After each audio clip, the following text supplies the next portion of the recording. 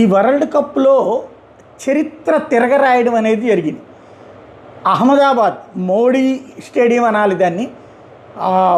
ప్రపంచంలోనే అతి పెద్దదైనటువంటి స్టేడియం. కానీ అక్కడ మన రికార్డు బ్యాడ్ ఉంది, అక్కడ అయితే ఓడిపోతారు అన్నటువంటిది ఒక సెంటిమెంట్. ఆ సెంటిమెంట్ని ఈ దఫా బీట్ చేసి ఏకంగా వరల్డ్ కప్పే అక్కడ గెలిచారు.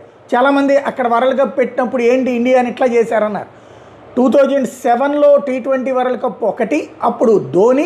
2024 వరల్డ్ కప్ రోహిత్ శర్మ నేతృత్వంలో, ఇప్పుడు సునీల్ కుమార్ యాదవ్ నేతృత్వంలో వరుసగా రెండోసారి సాధ్యమా అన్నటువంటి దాని నుంచి అదొక రికార్డు. వరుసగా 2 వరల్డ్ కప్పులు, క్రిందసారి రోహిత్ శర్మ నేతృత్వంలో, ఈ దఫా సునీల్ కుమార్ యాదవ్ నేతృత్వంలో. అలాగే 3 సార్లు T20 వరల్డ్ కప్ గెలిచినటువంటి మరొక రికార్డు అన్నటువంటిది ఇంకొక ఎత్తు. అయితే ఈ వరల్డ్ కప్లో ఊహించినటువంటి అద్భుతాలు ఏంటంటే సాధికారికమైనటువంటి ఆట ఆడటం ఫ్రమ్ ద బిగినింగ్, రికార్డులు తిరగరాసుకుంటూ. ఇంకొక రికార్డు ఏంటంటే న్యూజిలాండ్ మీదన వరల్డ్ కప్లో జరిగిన 3 మ్యాచ్ల్లో గతంలో ఓడిపోయిన భారత్ అది ఒక రకంగా దారుణమైనటువంటి ఓటమిని న్యూజిలాండ్కి అందించడం, అద్భుతమైనటువంటి ఆల్రౌండ్ ప్రతిభతో గెలవడం. ఈ 3 కూడా ఈ దఫా వరల్డ్ కప్లో స్పెషల్స్ అన్నమాట.